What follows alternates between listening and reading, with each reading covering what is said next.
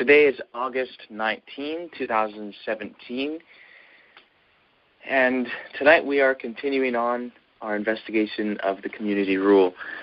Let's begin with asking our Heavenly Family to guide us. Heavenly Family, thank you so much for showing us principles as to how we can investigate and arrive at the truth. Please help us to understand the principles better, and if there are more principles of which we are totally ignorant, please help us to understand them. Tonight, help us to gain a practical experience in obtaining a knowledge of truth, and also help us through this to be able to take these same principles and use them in all aspects of life. Help us to be the people that you're trying to bring us about to be. Thank you. We ask this b'Shem Tzemach, in the name of Branch. Amen. Amen. Okay, so, as I mentioned, we'll be continuing on our investigation of the community rule. And we hope to be able to get right into where we left off pretty soon, so I'll just give a brief recap in terms of what the community rule is and where we presently are with our studies. So, the community rule is a text that was found among the Dead Sea Scrolls, and it is very, very important for several reasons. One of those reasons is that it tells us a lot about the Dead Sea Scroll community. It was a community of Jews that was in existence from the early 2nd century BCE until around the time of the destruction of the temple in 70 CE. And this group of Jews had some unique beliefs and practices which we are given the privilege to gain a view of through the community rule. But it's not just important in relation to this group of Jews. The community rule is also important for understanding Jesus and his early followers, because of the fact that there's actually a historical link between the community represented in the community rule and also the community of the early followers of Jesus. There are also literary links between the community rule itself and several of the writings produced by the early followers of Jesus, to the point where it's clear that at least some of them had read the community rule and considered it to be very important in one way or another.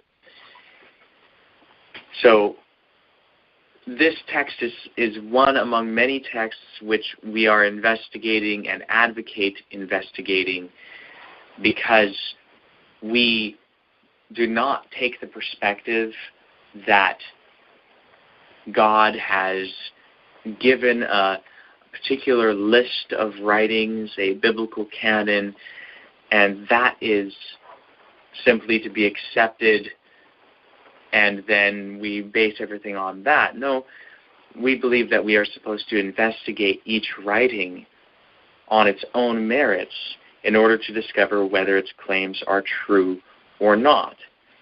And part of that is we want to understand what claims these writings make for themselves. So as far as the community rule goes, there are several specific things about it that make it really important for us to investigate. One is just the link that I mentioned between the Qumran community. Qumran is the place where this Dead Sea Scrolls sect of Jews, which is typically identified as Essenes by historians, Qumran is the place where they had their headquarters, and it's also the place surrounding which are the caves which contained the Dead Sea Scrolls. So the community rule is really important because of, that connection to the early Jesus movement. The Nazarenes is how they were called in those days. But it also just has some really important things to say in terms of the nature of truth, the nature of morality, how society should function, and several other things. So very important ethically, philosophically, socially, and our primary concern as a branch people is a moral concern. And it's not that we, have our particular idea of what is right and what is wrong to do, and we want to enforce that idea upon others or something like that. It's not that, we're looking at society and thinking, the crime rates are up and all of these negative things are happening, and we want to turn it around to be like the good old 1950s again. No, actually, we recognize that in quite a number of ways, society has improved over the past several decades, and going back much further than that as well. There has been moral improvement in many ways in society, yet there's still a huge problem. And when we talk about morality, we're talking about what is really good behavior and what is bad behavior. And one of our primary points of issue, well, I'll rephrase this. Two significant elements of this that are of concern to us are, first, the basis for morality, and second, the solution to immorality. I'm not going to go all into the details of this right now. We've gone through it in previous studies, and some of this is on the FAQ page of our website, bdsda.com. So if any of you guys here have not read the FAQ page, I highly recommend for you to read it. But in any case, we do not think that true morality has its basis in an authority, whether that authority is the Bible or another holy book, or whether it is a government council or a council of philosophers, or whether it is the authority of the majority, or even the authority of God. We believe that morality, what is right and wrong, actually has its basis in reality, material reality, which is, when I use the phrase material reality, I'm using the word material to describe the nature of reality, not describing a type of reality as opposed to another type. And so we really believe that the basis of morality is in reality, what can be verified to actually exist. And the solution to immorality is actually quite simple. It's a knowledge and wholehearted and whole being, if I can kind of twist around English a little bit, but it's entirely consecrated acceptance and living according to and with truth. Because immorality is actually simply acting in discordance with reality, whereas moral uprightness is acting in harmony with reality. So this immorality thing is really the biggest problem in the world. And many other problems stem from that could be stopped if we can solve this immorality thing that is just rolling forward on and on and on. So, people are selfish, people will work against others and have perverted senses of what is actually for their own benefit. And, through this acting against reality, a lot of suffering takes place. And so our primary interest is to understand morality as fully as we can and to bring about the end of immorality by means of education transforming the way we think. And by transforming the way we think, transforming the way we behave, thus bringing our actions into harmony with reality and thus bettering the world. That's our primary interest. And so the fact that the community rule has morality as its primary interest as well, and seeing as it also puts forth a truth-based morality, which is a very rare thing, it is of supreme interest to us. So, with all that said, we want to understand what the community rule says on its own. We don't want to misinterpret it. And so we've been studying it for quite a while now. If we have it right, I think this is actually study number 100. Yeah.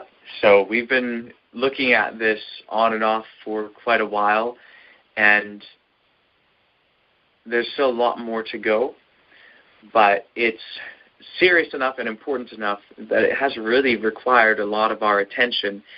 And there are several elements in the study of the community rule that we have not really touched upon yet.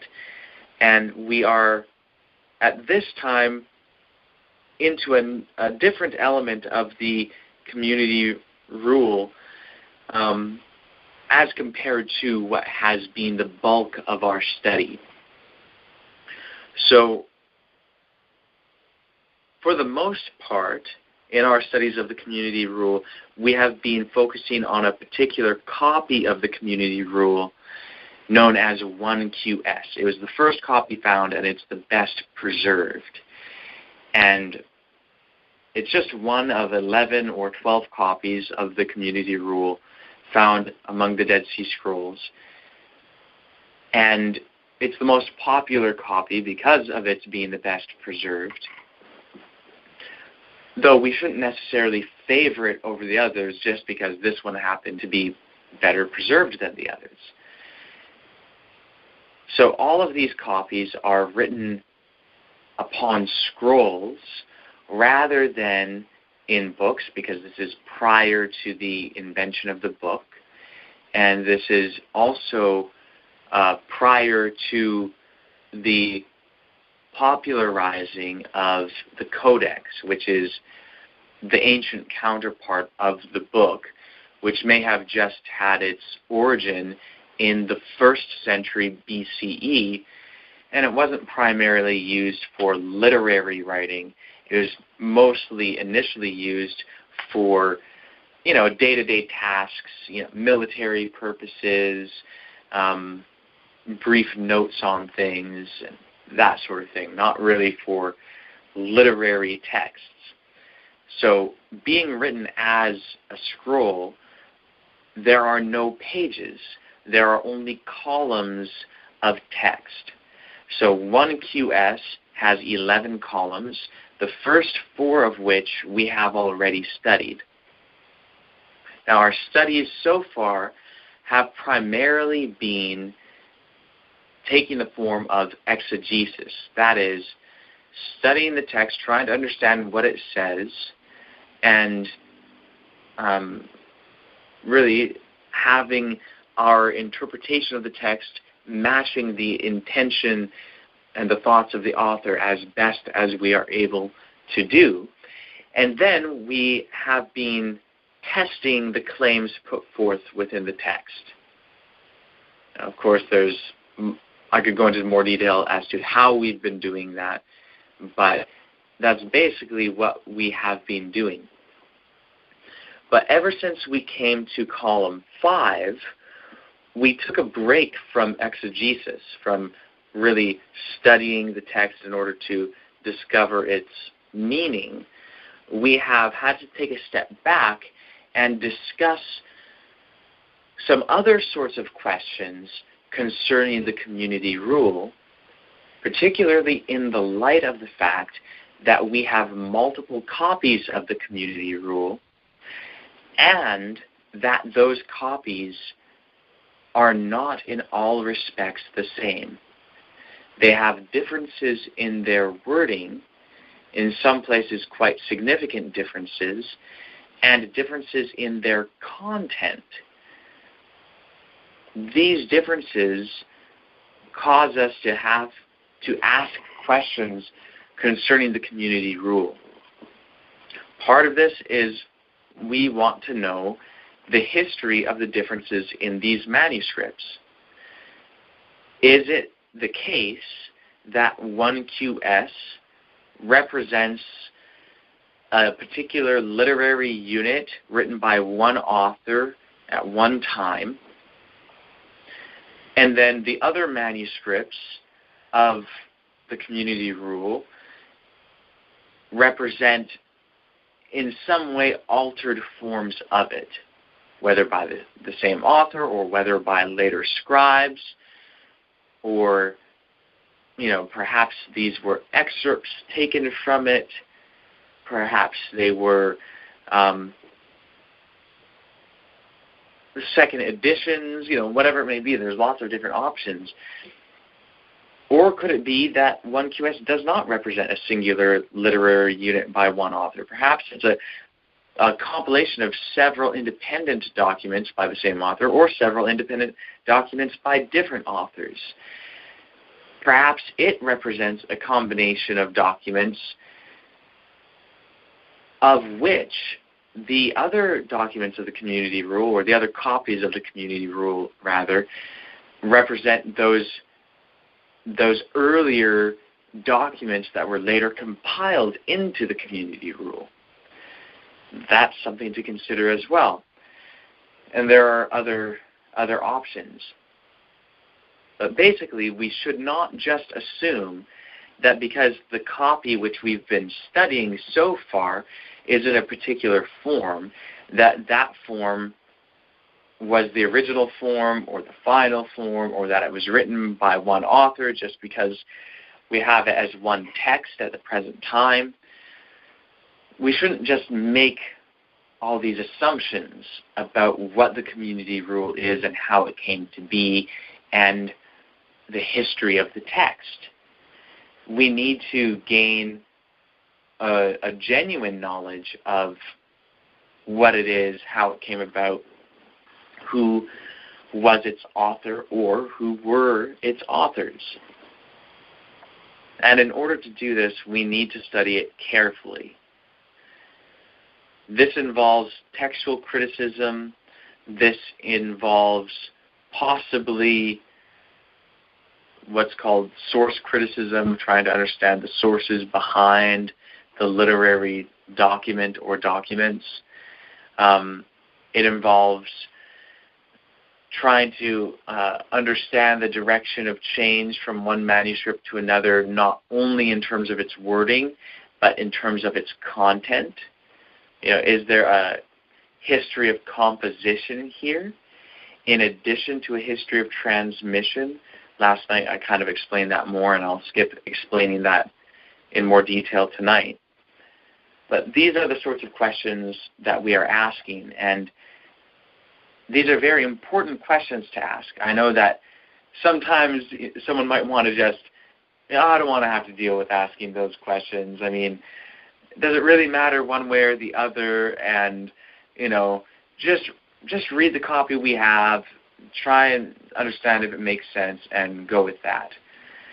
Well, the problem with that is that if you deal with a text that is written by multiple authors as though it is written by one, you may very well end up judging the writings of one author by what someone else said. And that's not really just. That's not in accordance with truth.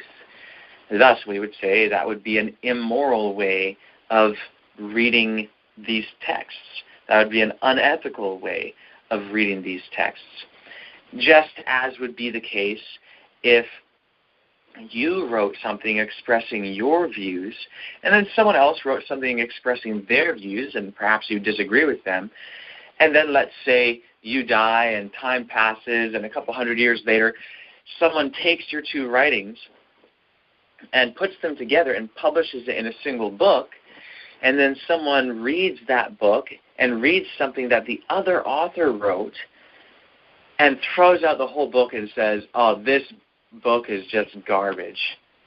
Whoever wrote this is just totally messed up and has the wrong perspectives, and starts telling people nasty things about that book.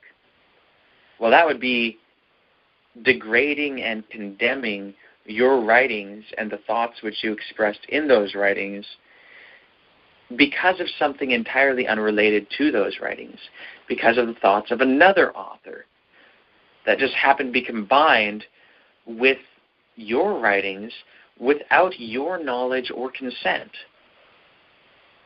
So it would actually be a misrepresentation of you and of your ideas. Now, that's not a good thing. So we want to be careful to not misrepresent someone's ideas expressed in their writings by conflating them with the thoughts and writings of another. And if you do this, when we talk about inspiration and the idea that some individuals are writing not just their own ideas, but some individuals actually receive messages from our Heavenly Family and convey that message to others. And if the message is expressed through the writings of a certain inspired individual become conflated with the uninspired ideas and writings of another individual, well, we need to be sure that we are not judging the truth claims of a proposed inspired individual based on what someone else said. Because the stakes are high when we're dealing with issues like that. If you are testing someone and they claim that they are bearing a message of divine inspiration, and they claim that their teachings in terms of the actual ideas expressed are wholly true, without error, but it's combined with the teachings of someone else and there's error mixed in, you may end up rejecting a messenger and a message based on that misperception created by the combination of the writings of two authors. And it'd be really illegitimate. And perhaps you had no way of knowing otherwise, and in that case, sure, it would be excusable, but what a loss. Otherwise, you could end up accepting some ideas that may not be true and accepting them on the basis that they are the teachings of an inspired messenger when really the inspired messenger didn't say those things at all.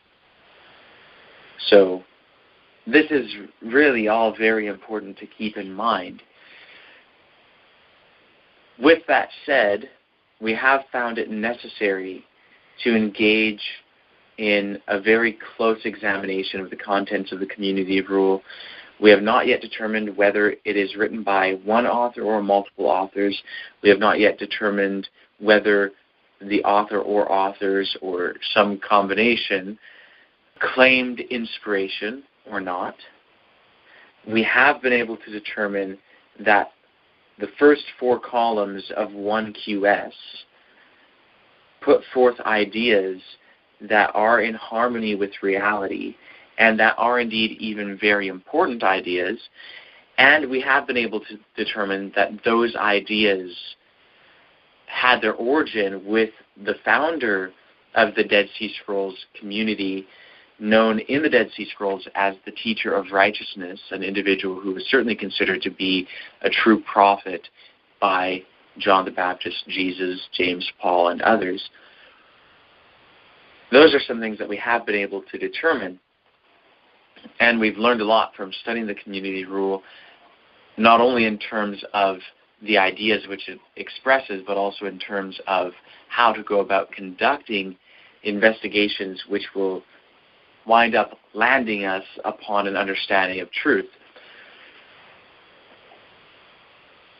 So at this point in studying column 5, what we are specifically doing is comparing 3 manuscripts of this particular section of the community rule.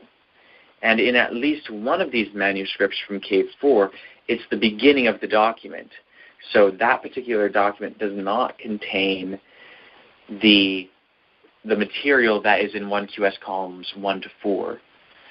Is that because the Cave 4 document is an excerpt of the community rule, or is it that is originally an independent text that was combined into the form that we know in 1QS?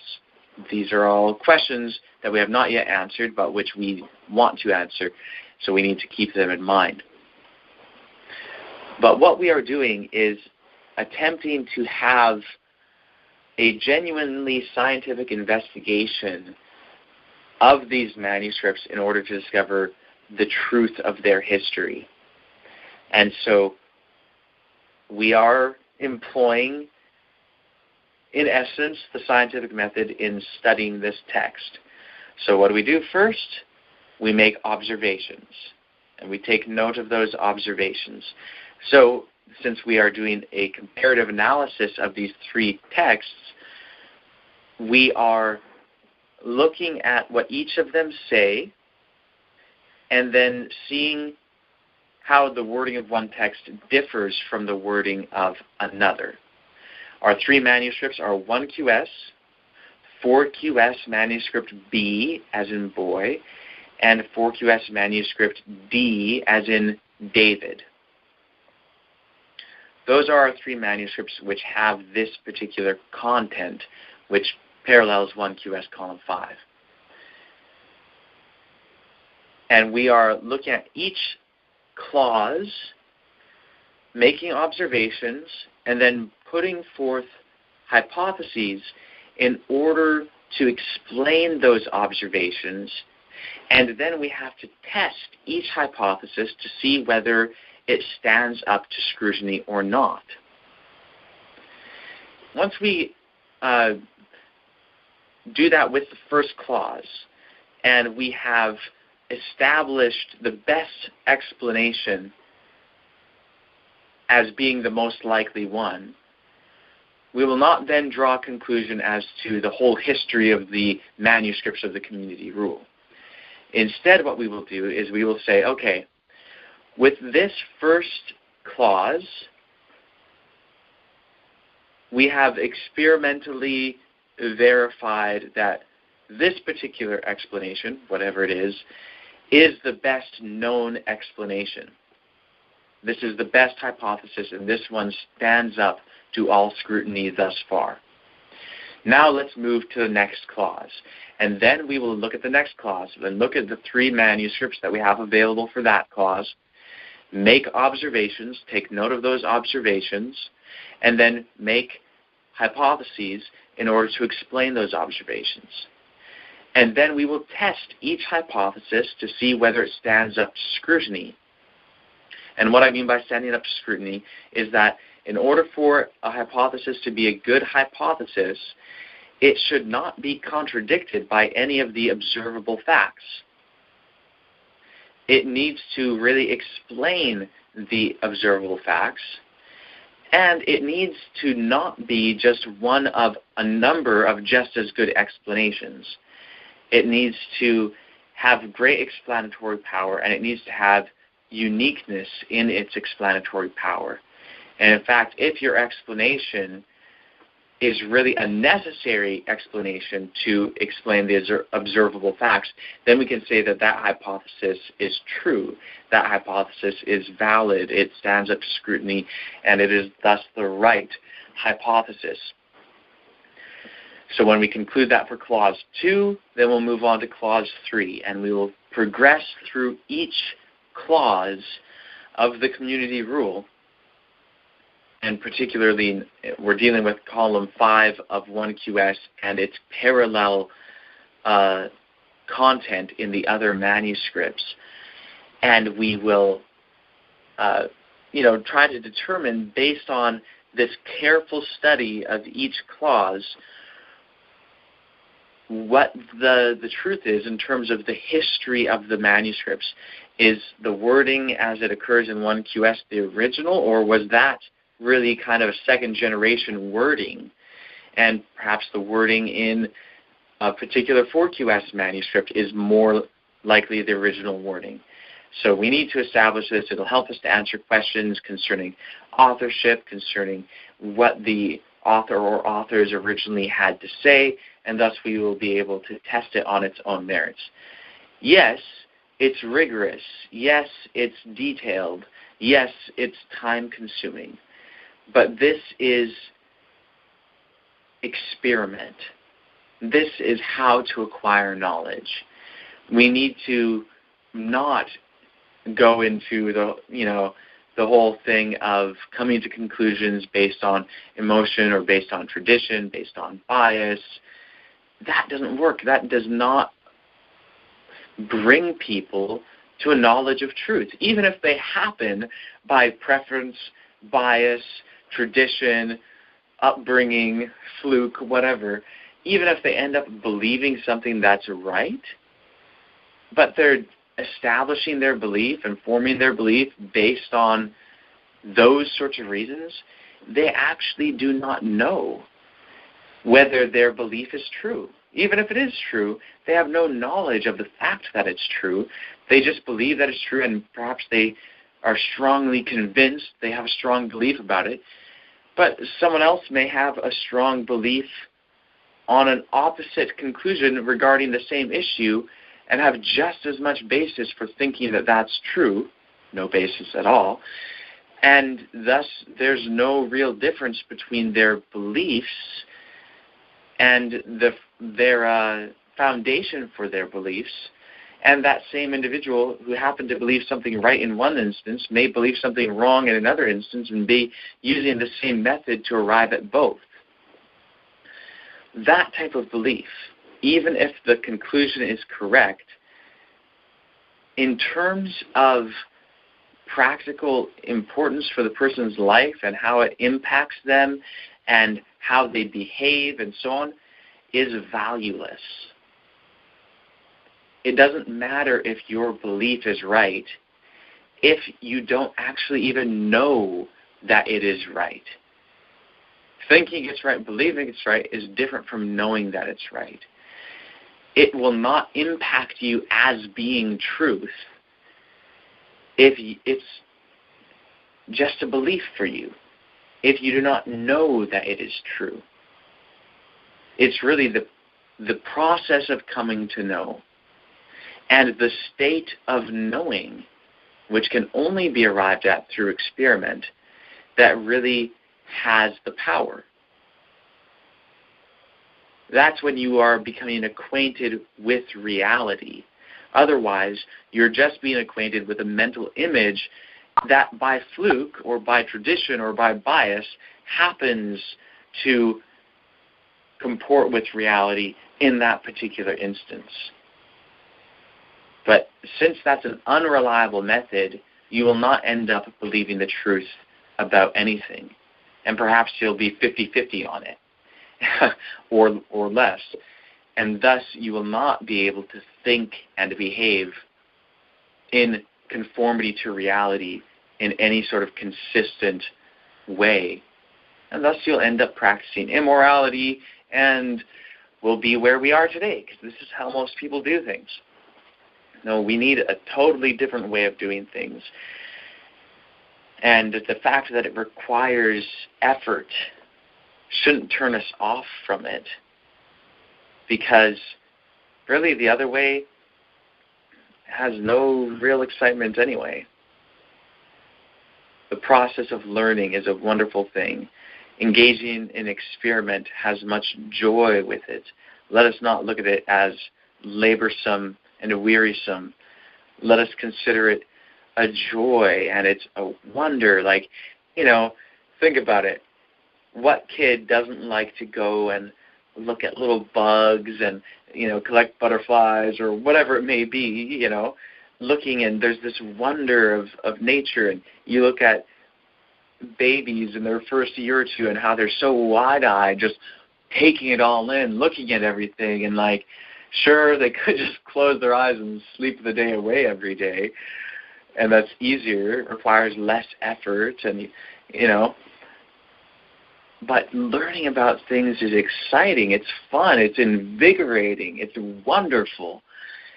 And that's how it ought to be with all of our experiments. Hey guys, we are actually going to get to the bottom of it with the community rule. If we just take the lazy road and say, oh, well, 1QS is better preserved, so I'm just going to go with that. I mean, man, that's an end to exploration. That's basically stopping a possible journey before it starts. It's oh man, how fun is life going to be if we keep doing that? So let's not do that. And especially with something so important like the community rule, if it's a product of inspiration, or if a part of it is a product of inspiration, if it's produced by the teacher of righteousness, or part of it is produced by the teacher of righteousness, whatever it may be. And if there are actually things that we can learn from this that will help us in this fight against falsehood and error and immorality, then, oh man, we really need to know it. We need as much help as we can get. So this is pretty important stuff.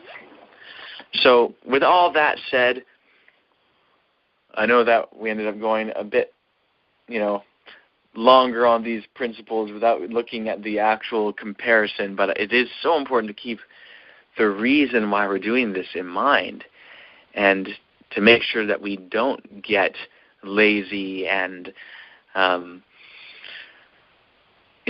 just kind of losing our zeal for a discovery of the truth in regard to these things. So I'll end up mentioning again where we left off last night. But before doing that, I just want to ask if anyone had any comments or questions concerning all that has been said so far. Yeah, I just wanted to comment that doing this, can get tedious, if I may say, and for a lot of us have not been used to this type of study. It really stretches our brains, right? So, but, just encouraging everybody to hang in there and let us really gain this genuine knowledge of how to do this.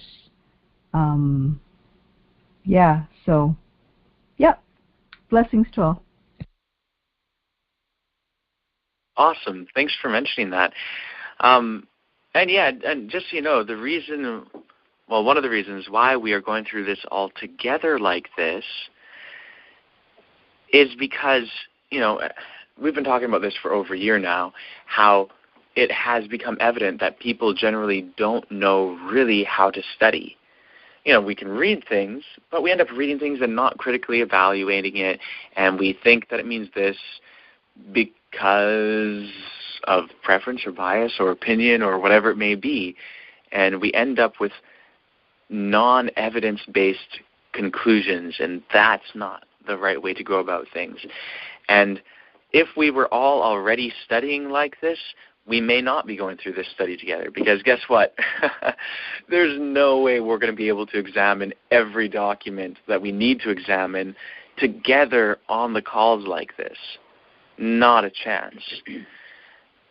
This is to educate all of you here to know how to go through and study a text and evaluate it, so that you can do this in your personal study, and so that you can do this in your group studies with other branches in your area.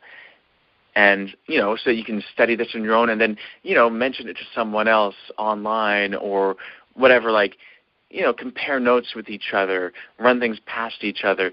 You can take a friend and say, okay, I'm going to study this out, and you study it out too, and then we'll see what we find and compare. It's not like, I'll just say this very, very plainly.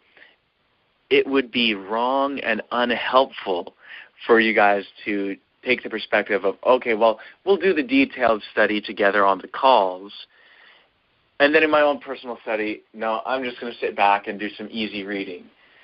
No. The whole purpose of this is to educate you to do this in your personal study.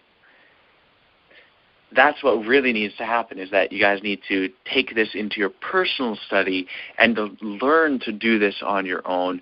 And then we may end up, once we go through the community rule, or a significant portion of it, we may end up not having this detailed of a study together on the calls all the time. We may not do this sort of thing together forever. This is an educational experience. This is a learning experience. But you need to learn it. You need to learn it and incorporate it. And when you incorporate it and really know how to do it, maybe at that point we won't do it so much together on the calls because it won't be needed. We may end up redirecting our focus to other types of studies and all of that. But this is really, really important to learn to do and to actually do. So I strongly encourage you guys to incorporate this into your own personal studies. Okay, so that said, let's get back to comparison here. So again, we're looking at 3 manuscripts. One is 1QS, and of course we are in column 5, line 1 of 1QS, and we are comparing that with 2 other manuscripts, both from Cave 4.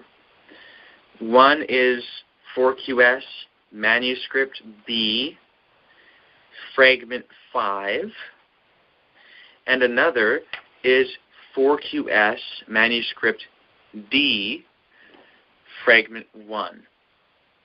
Now, fragment 5 of manuscript B from Cave 4 has some damaged portions to the text, and so for this first clause, not all of it is actually present, but every element of it that is present is the same as 4QS manuscript D.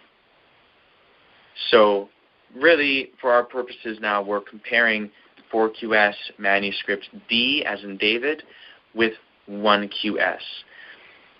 And we can say 4QS manuscript B, boy, is included in that, but all of the evidence that we have of that manuscript shows that it's in agreement with manuscript D, as in David.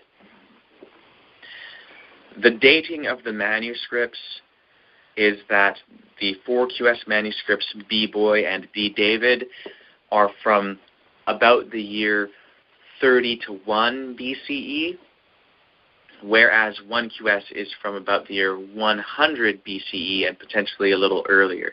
So 1QS is 70 to 100 years prior to 4QS manuscripts B, boy, and D, David.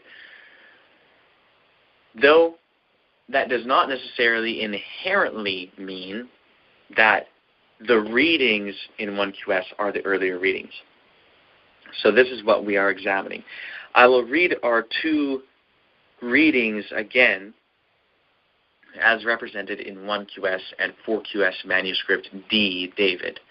So first, 1QS, column 5, line 1, says, "This is the rule for the men of the community who devote themselves to turn away from all evil and hold fast to all which he has commanded as his will." That same clause in 4QS manuscript D, David, fragment 1, line 1, says, "Instructions for the master concerning the men of the law who have dedicated themselves to withdraw from all evil and to hold fast to all which he has commanded." We have already noted the various elements of each reading and how they differ from each other. 4QS manuscript D is the more grammatically sound.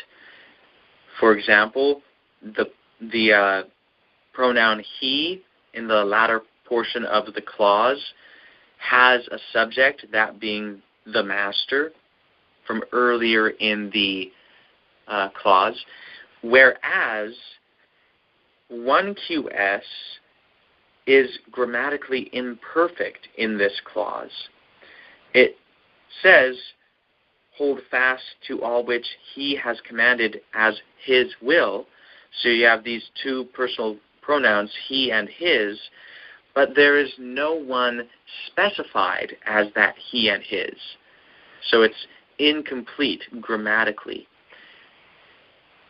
So this is a bit grammatically awkward, whereas 4QS manuscript D, David, is grammatically sound.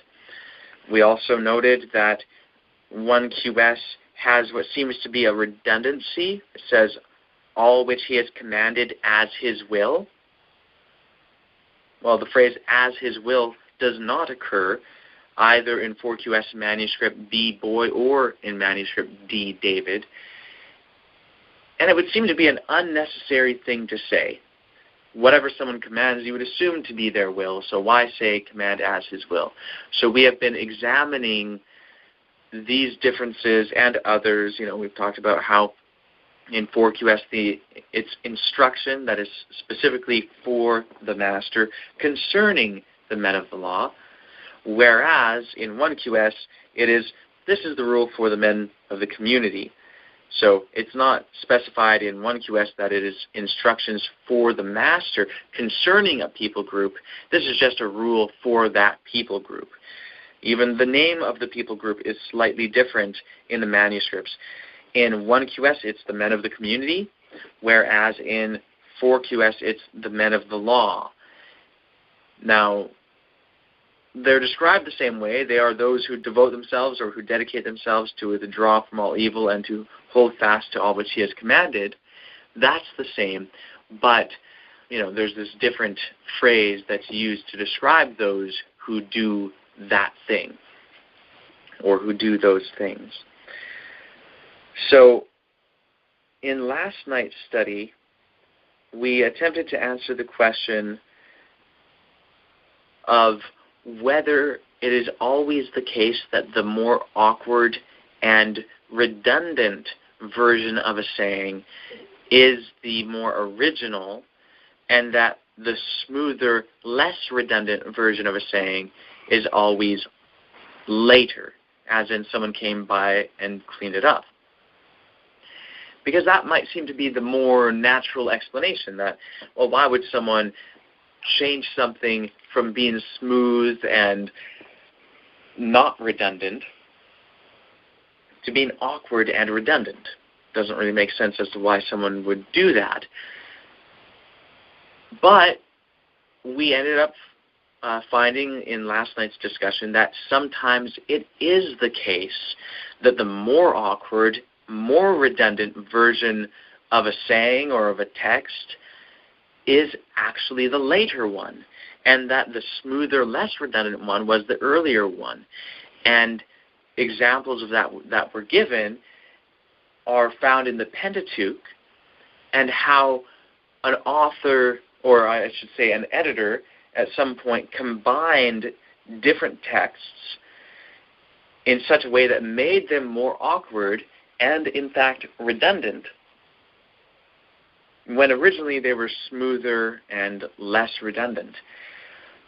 But it is quite easily demonstrated that they are, those two texts were originally independent and then later combined.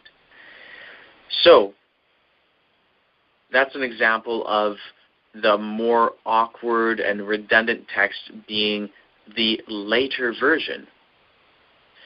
But then when we compare Matthew and Mark, it's quite evident that Mark is the earlier version and Matthew is the later one, and Matthew is smoothing out the awkwardness that is present in Mark. So, the question that we asked at the end of last night's study, which is what we need to be considering now, is how can we tell in a particular instance whether the awkward, redundant version of that saying is the original one or the changed one, or whether the smoother, less redundant version of the saying or the text is the original one or the changed one.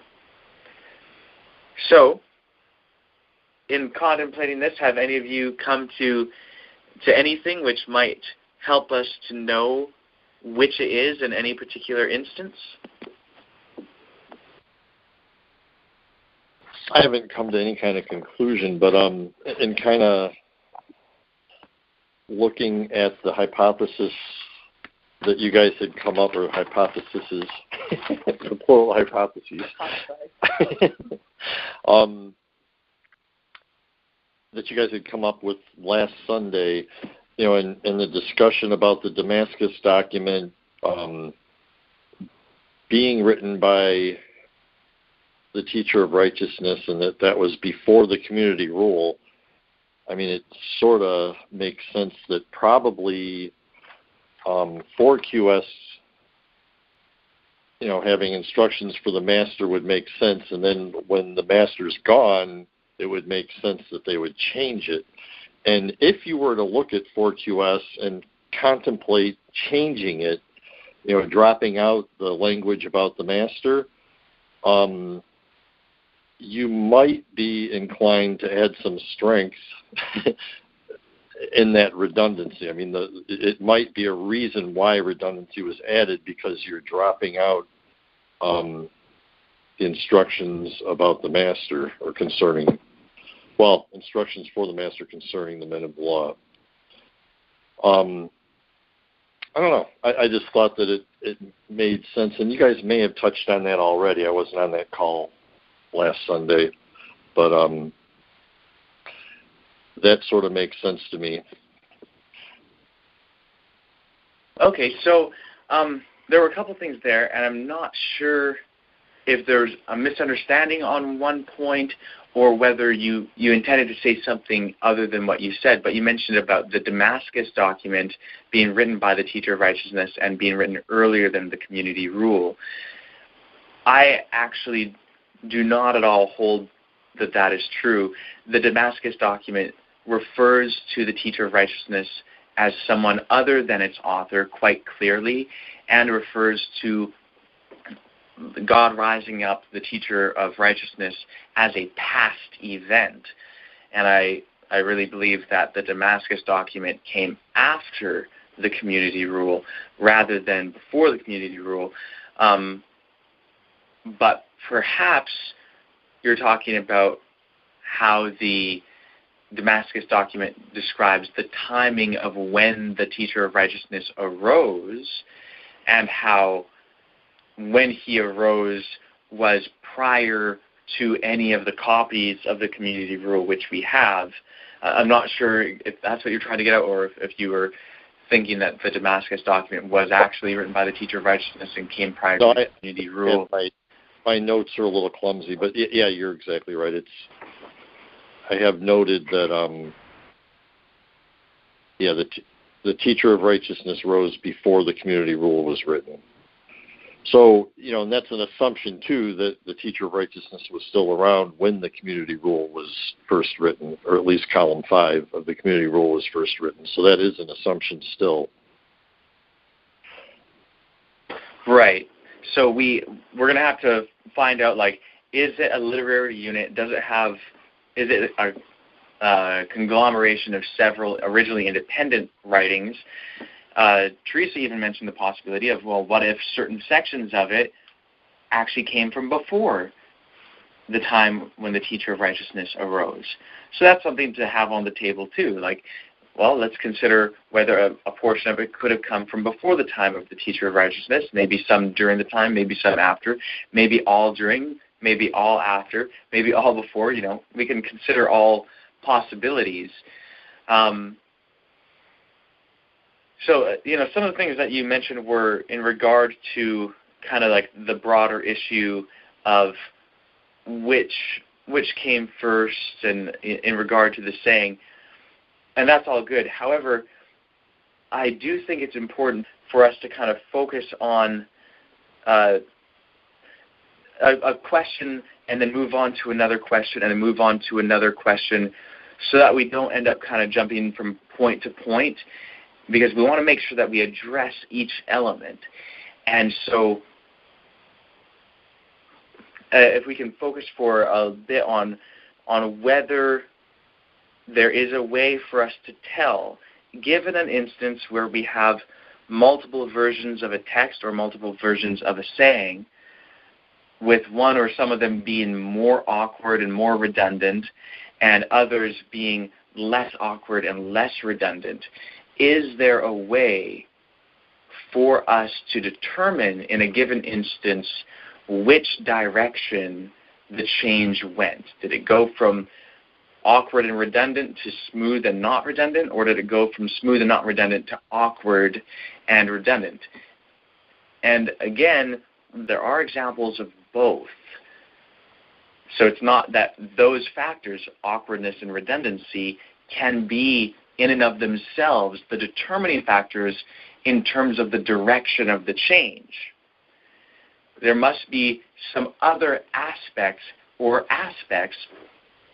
which can be used to determine which direction the change went in. And so, is there a way to tell? And if so, what is that way, or what are those ways? I might not be answering your question completely, but I really need to ask you this. I just decided to delve into some readings today, and I came across a writing that's called An Introduction to Textual Criticism by Carolyn Gerber from Palm Beach Atlantic University. She's a scholar, I guess. Now, she's speaking specifically on the Old and New Testament, but I was just taking some of her rules, and I just want to know what you think of this, Trent. She says here that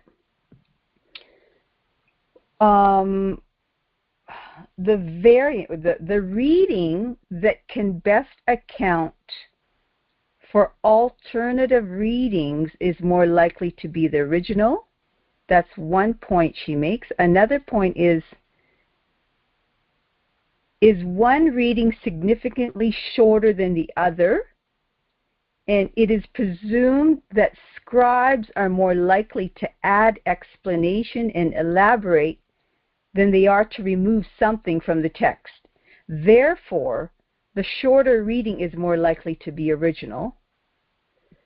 And the third point she makes is the reading that is the easiest to understand is less likely to be original. It is assumed that copyists were more likely to make things more clear than to make things more difficult. So, just wanted to know... Can I jump in on that? Sure. So, I was listening to what you're saying, Annalisa, and tonight we were reading with the group over at Mary and Ed's house we were discussing like Isaiah 6, and we were jumping around to different things, and I happened to have the NET Bible. So we were looking for the word train, as in like a wedding garment train. And the NET actually had less detail than the New King James and the King James.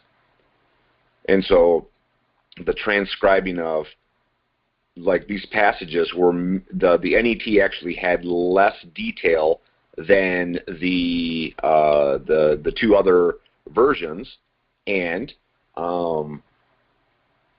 is the newer form, the newer translation, I should say.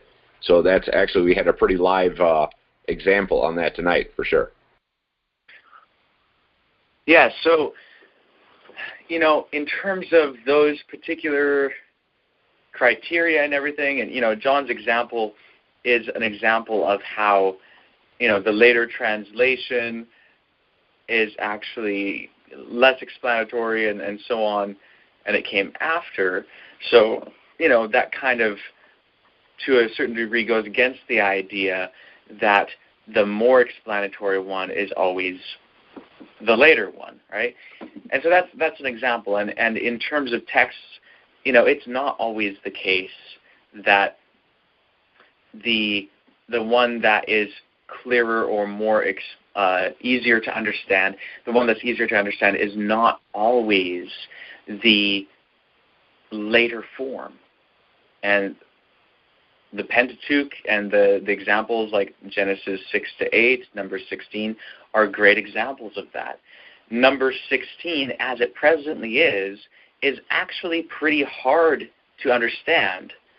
And it leaves you with certain questions like, wait, why is all of a sudden it just talking about Korah when it was talking about Korah, Dathan, and Abiram? And wait a second, they're gathered outside their tents, but then how come in this verse, just a couple of verses down, it says that they're in front of the tabernacle and they get burnt by fire? And then after that, why is it that they're getting swallowed up by the earth? Like, okay, how does this actually piece together? What's this actually saying? It's not easy to understand at all, and yet it is the later account, the later version. Clearly, they were two originally separate stories that were stitched together. Separate, they're far easier to understand, and there's many other examples that could be given of that. So I'm not familiar with that scholar. I've never read an introduction to textual criticism or anything like that, and maybe the criteria that she's given are standard among scholars. I don't know. Maybe they're not. Maybe that is kind of like subpar scholarship. I can't say one way or the other. Maybe she's a great scholar as far as scholars are concerned.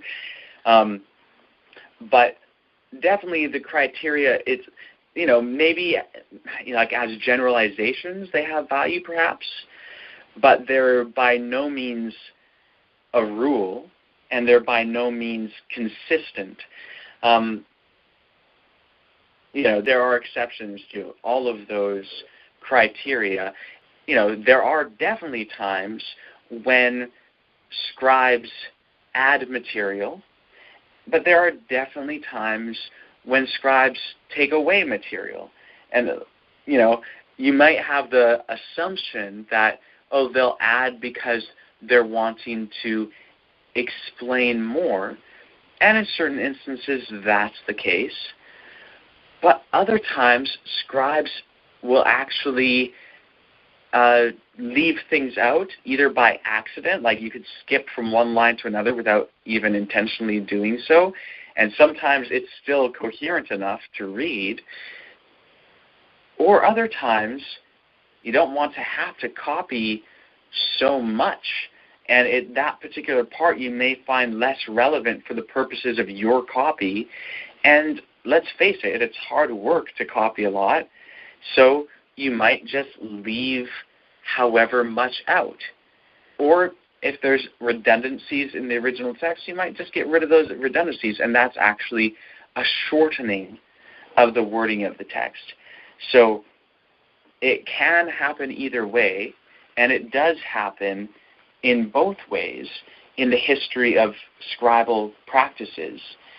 The first kind of criteria that she gave is the idea that the text which can best explain the arising of the other readings is more likely to be the original. That's perhaps the best one that she mentioned, or perhaps we could say the one with the least exceptions. So that criteria is basically saying that, well, okay, first I want to say that the thing with that criteria is that it's limited in its use.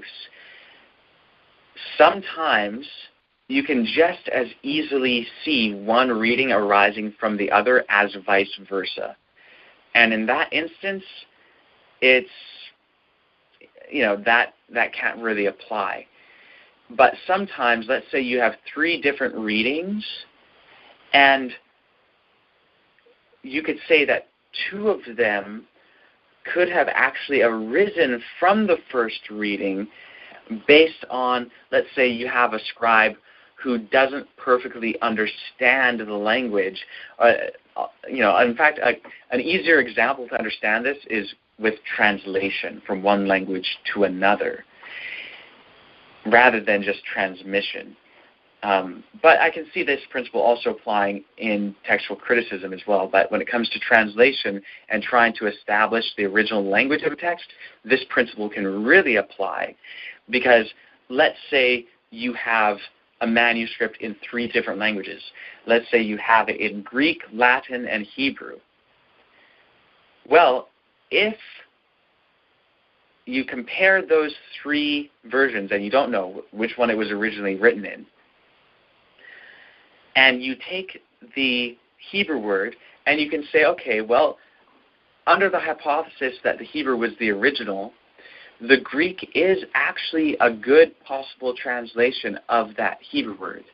And the Latin is also a good possible translation of that Hebrew word. Well, then that means that both of those words could have arisen from the Hebrew, because the semantic range, let's say that the Latin word and the Greek word are actually pretty different from each other, but both are within the semantic range of the Hebrew word. That is, the range of meanings that that Hebrew word can have. But then you go to the Greek word and you compare it to the Hebrew and you say, yeah, that is actually matching the Hebrew word. The Hebrew is a good possible translation from the Greek, but the Latin is not actually a good translation of that Greek. It's not within the semantic range of the Greek word. So then you say, it's not really likely that that Latin word could have arisen as a translation of this Greek word. That wouldn't really make sense. Then you go to the Latin and you see, oh, well, this Latin word compared to the Hebrew, yes, the Hebrew would be a good translation of that Latin word, but the Greek word is not really a good word to translate this Latin word, so it wouldn't have really arisen from this. Well, then what you would have is the Hebrew standing out as the one from which both the Greek and the Latin could have arisen, but that wouldn't be true of the Greek as compared to the Hebrew and the Latin, or of the Latin as compared to the Hebrew and the Greek. So there would be an instance where the other versions of the text, it's clear that 2 of them would have arisen from the other over against it happening in any other way. So you can have instances of that in textual criticism where you'll have multiple readings, and let's say you have a sentence in Greek, and then the other manuscripts are also in Greek. So you have this one sentence, and in one manuscript, it has a part of it that's missing. well, if I say missing, that's kind of assuming that one is the original. So in one, there's content that is not in others. And it's just kind of blank there. It's not having certain information. And then other manuscripts, one says one thing to fill in that lacking information, and another says another thing to fill in that lacking information, and another says another thing, but they're all different from each other. Well, in that case, it's more likely that all of those arose from the one with lacking information. So, for instance, in Mark, the ending of Mark, it ends Mark 16, verse 8, and that's it. That's the earliest manuscripts. There's nothing else after that. But then there's actually 3 different endings that have been added to that. Well, if one of those was the original reading, it's hard to explain exactly why those 2 other readings would have arisen from that original reading. The more likely explanation is that it ended in verse 8 and there was nothing there, and different people made endings to it because they didn't like how it ended. So it best accounts for how the other readings arose. So that's an example of that. That's a pretty good criteria, but it's limited in its use because often in textual criticism, when comparing different manuscripts, you can explain one arising from the other just as well as vice versa, in which case that criteria or that rule is not applicable. It's not useful in that instance. So it has limited use, and it's good when it's there. With the other ones, they could only kind of work as generalizations, but in order to even find out if they are good generalizations, you would literally have to compare all the textual variants of all manuscripts, at least within a given tradition, to find out if it is more common for those scribes to actually favor, statistically, is it actually true that more often than not, the longer reading is the later reading? Is it statistically true that more often than not, the easier reading is the later reading? If that is actually statistically the case, then those would be good as generalizations, but still, it's not across the board true, so you couldn't actually use that as your actual criteria. It would just be a statistical average that scribes happen to do that, but that would not tell you in a particular instance if that is the case, because there are exceptions. So you'd still be left with the question of how can you tell the difference in a given instance whether the scribe added material or took material away. That's for that one criteria. For the other criteria, you'd have to ask, how can we tell in a given instance if a scribe made something easier to comprehend or more difficult to comprehend? And then you also have the questions with that particular criteria of comprehend by who, and by what means do we determine whether something is comprehensible or not. So, yeah, the criteria, I can kind of see why she listed them. The first one I would say is of most value within its limited scope. The other 2 at best could be generalizations, but they cannot be used as determining factors. Does that make sense in answer to your question? Yeah, I guess nothing is ever cut and dry and easy. That would have been just a nice rule. But it's okay. Yeah. I can see that. Yeah, that's great. But, this is the thing. This is everyone would like that, just to have a set of criteria like that.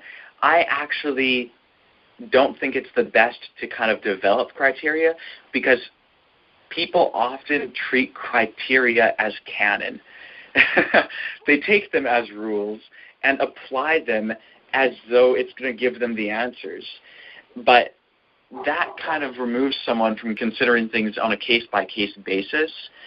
And often scholars work by criteria, but that can be misleading because what if those criteria don't actually really apply in that circumstance, or what if there are other factors and criteria lead people to think within a limited scope and not to consider everything that needs to be considered to really find the truth in a given instance.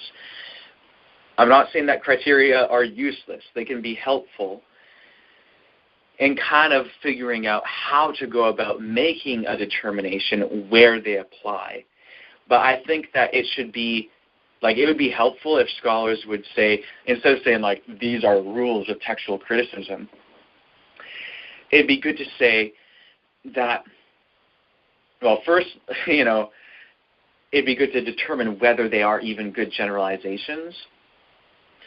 But if you can determine that it's a good generalization, then state it as a good generalization.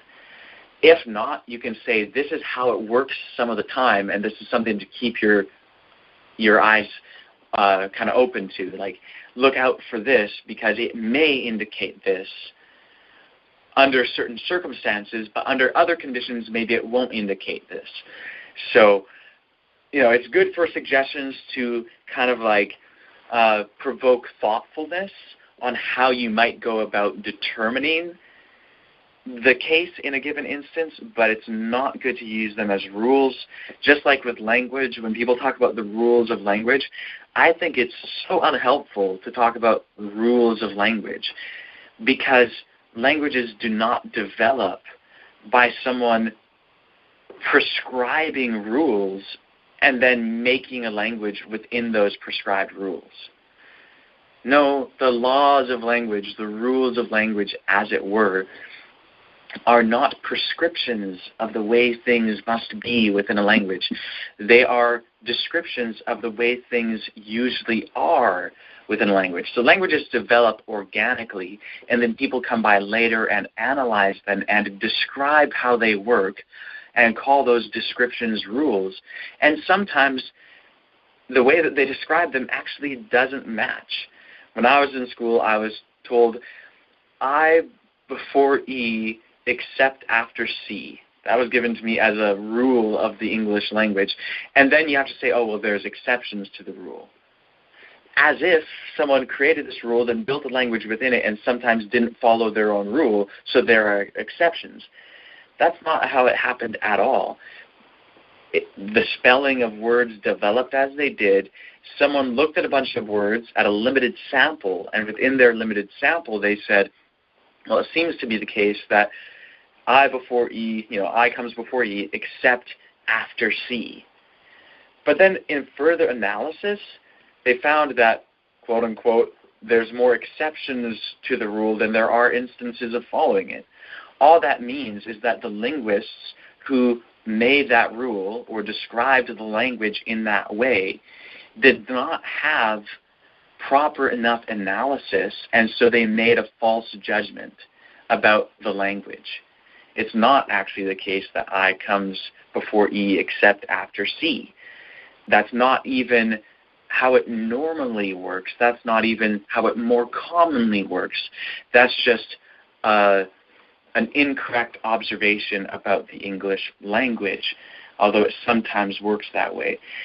So rules of language are not actually rules. It's descriptions by people which sometimes are wrong or incomplete.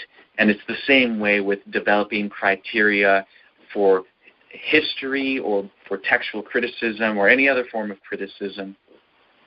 These so-called rules are just descriptions of how it hopefully at least sometimes works based on the observations of scholars as to how they end up determining things.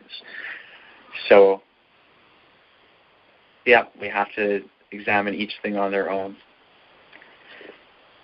So with all that said, has anyone been able to determine any means by which you might, in a given instance, be able to determine whether, when having two versions of a text, one more awkward and redundant, the other more smooth and less redundant, whether one came before the other? Is there any means that we have to determine that in any given instance?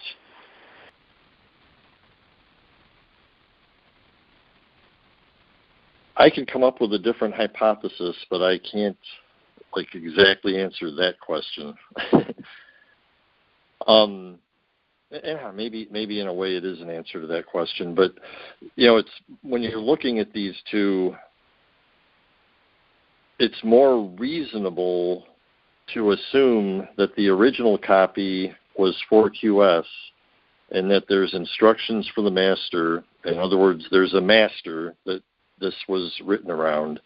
It's more reasonable to assume that the master gets removed because he's no longer there than to have 1QS be the original, and then at a later date, the master comes along, and now the rules that were for the men of the community are now going to be redirected as instructions for the master concerning the community. Like, that's a complete change, and it's just more reasonable to assume the master was first and then you're removing him than to assume that you're adding a master later.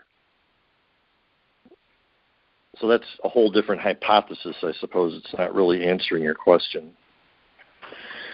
Yeah, it doesn't really directly address the question, but it is on the broader issue that we're addressing. But even then, I will say that those are just two options among many. Those are the two different hypotheses that Annalisa put forward when we originally started discussing this. And those two hypotheses have as kind of their foundation the idea that these two readings reflect different historical circumstances. But those are just two possibilities. Perhaps the two readings are not different due to reflecting different historical circumstances. Perhaps it's just that, like, you could say 1QS came first, and the teacher was even there, because in 1QS, it mentions the master several times throughout.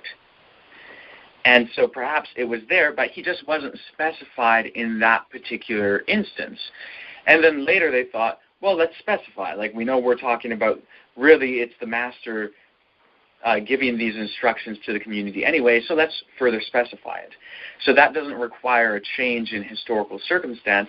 That could be saying that both versions come within the lifetime of the teacher, and one is just further specifying what was already the reality when the first was written, but it just wasn't specifying that aspect of their circumstances.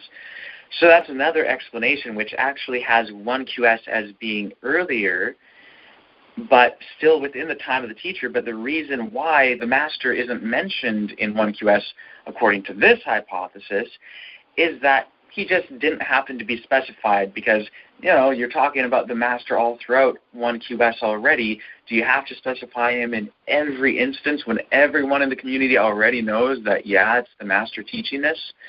Maybe you just don't have to specify, and later people thought, let's specify it just in case there's any confusion or whatever. You could even say that it was after the master died, and then people said, well, let's specify it now because it's not so obvious to everyone that it was the master who gave us this rule. That's another explanation.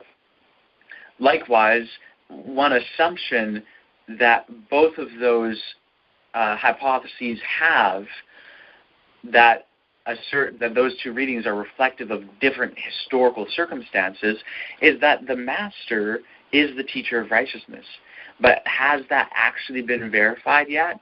Is it possible that the master is just a title for someone that's a leader of the community, and that the teacher of righteousness was the first master, and that the word master is kind of like president, and that after the teacher of righteousness died, maybe the community elected or whatever, like somehow another person arose who was a master, and perhaps another person, maybe there was a whole line of people called masters, and it was just like a position title, something like that, kind of like how Victor Hoddef was the president of the Davidian Seventh-day Adventists.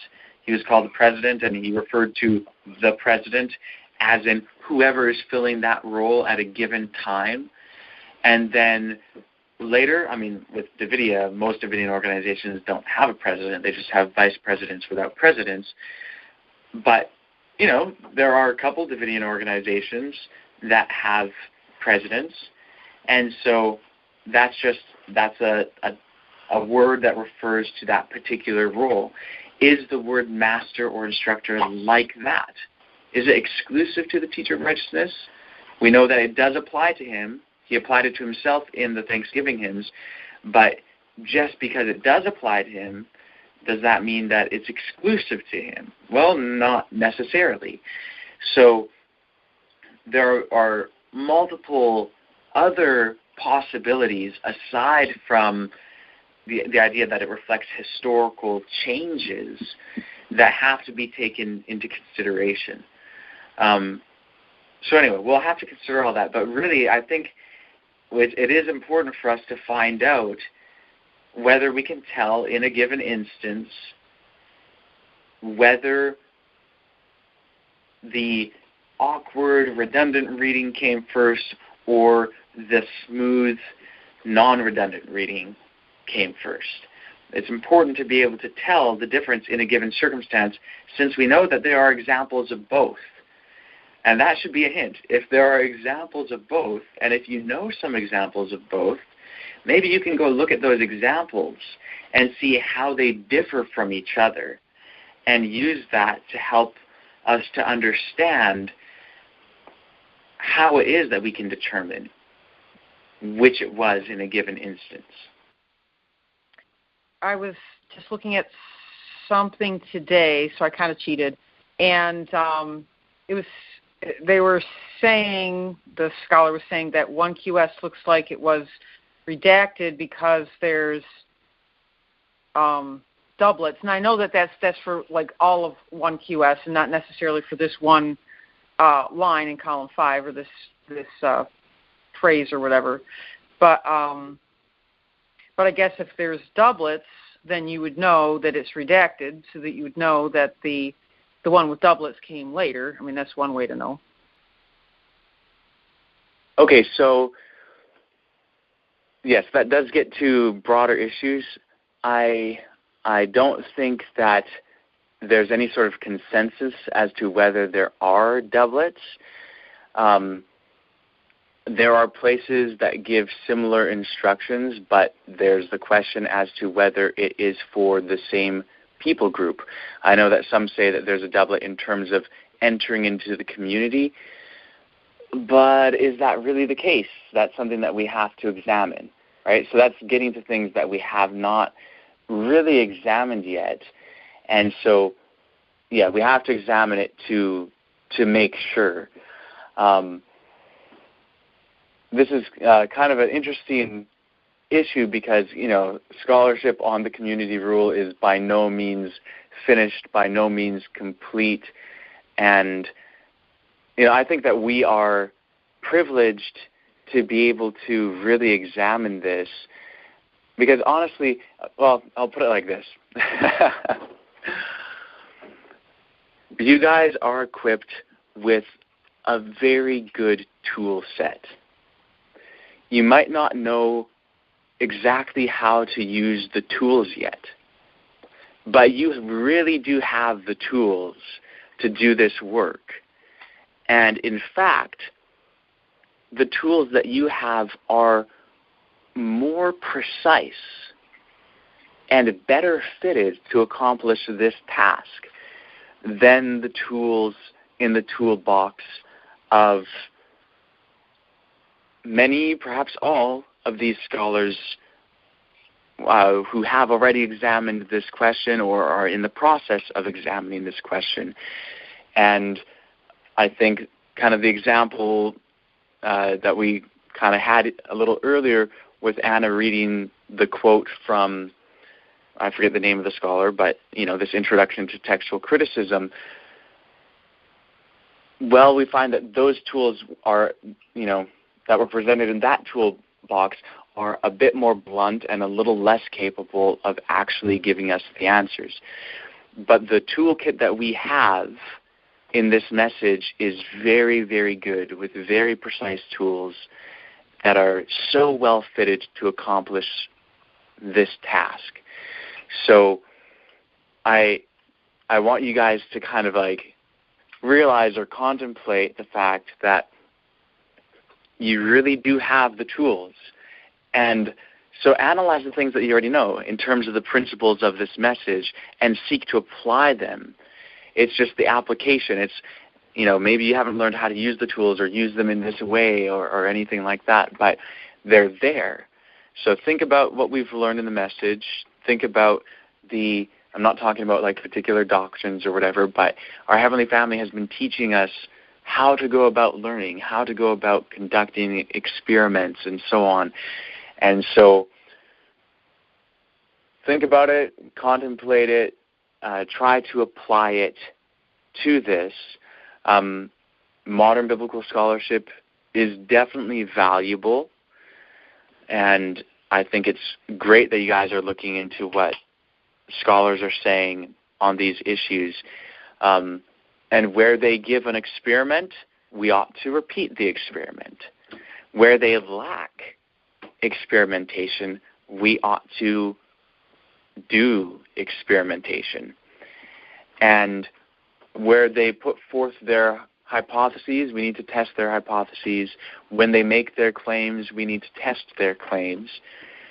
And, that's all really all good, and it's what we should be doing. And, so I want to remind you guys again, though, that we'll end up wrapping up the call tonight because we've been on for over an hour and a half already. And so tonight, the primary question that we had before us has not yet been answered. It will be our primary question in our next study. And so you guys have time now to really think about it more and examine it. And I'll repeat the question again in order to make it a more simple question and not so long and complex. I'll start with making a statement or two or a few, and then asking a more simplified question in regard to those statements. So just to recap and have our question clearly in our minds for next time, we have determined that it is sometimes the case that scribes will change a somewhat awkward and redundant text to be less awkward and redundant.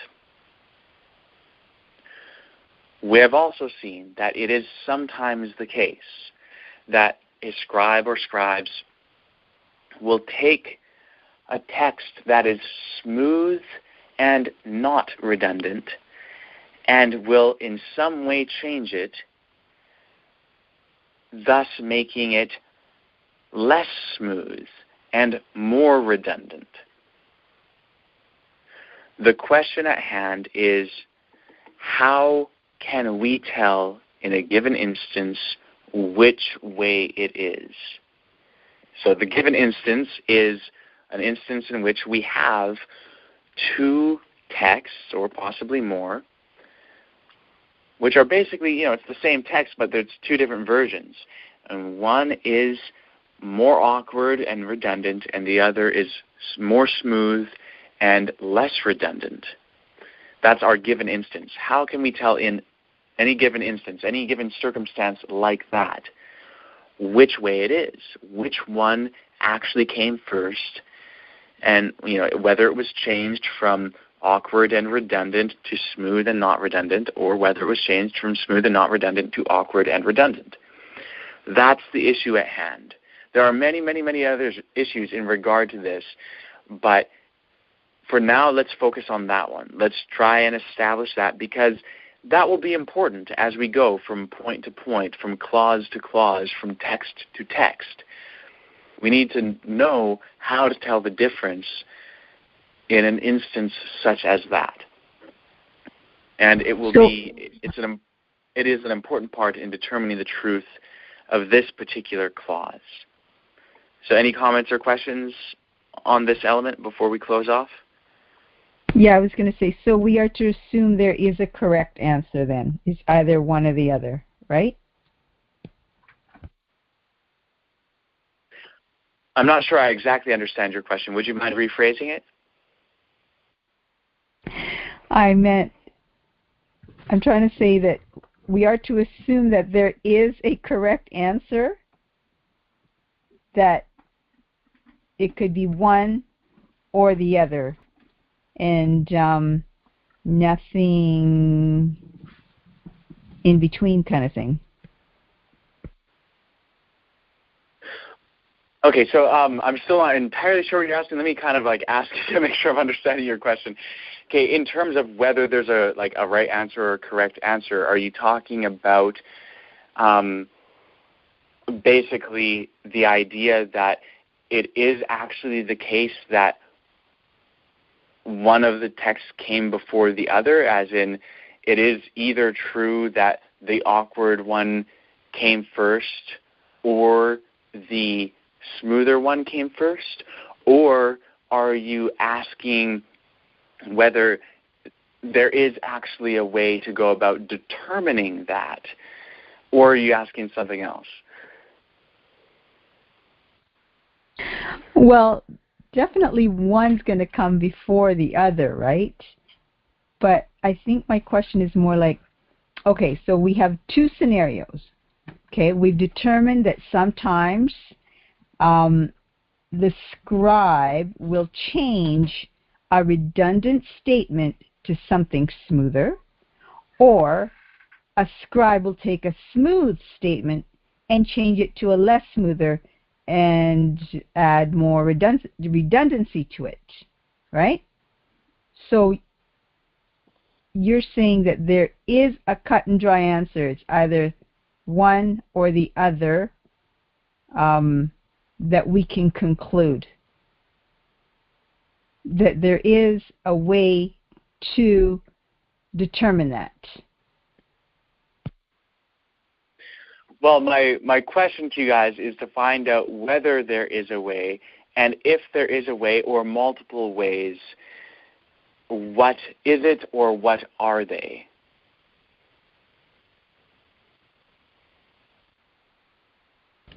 Okay. Okay. So I think when you explained it more, I understand your question now, and so keep that in mind. I think it is well worth the pursuit to find the answer to that question.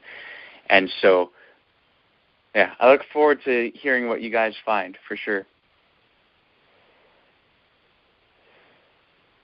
Okay, so all that said, if there are no other comments or questions in regard to this particular issue, would anyone like to thank our Heavenly Family, and then we'll end the call? I will.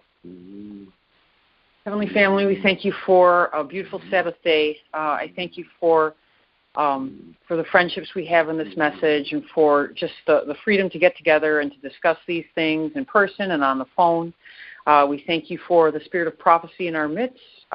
We pray for patience for Trent, and as he helps us to go through these mental processes so we can learn how to think in right lines and come up to the answers to some of these questions that we need to learn how to answer. So help us, Heavenly Family, with this particular puzzle and to figure it out. And thank you for giving us the tools to do it. Help us to know how to use those tools. In the name of the branching sheet, amen.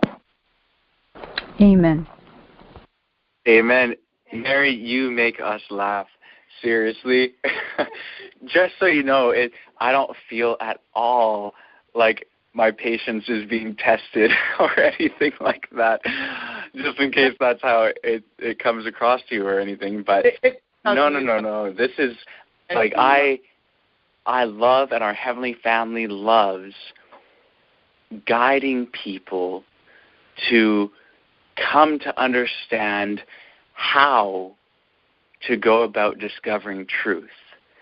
And this whole process, so far as I'm concerned, is absolutely wonderful and beautiful And I love all of you guys so much, and it is seriously great. Like I love like seeing you guys all like really thinking about this and analyzing this, and you know, we're going through this experimental process together, and so it's a great thing, and yeah.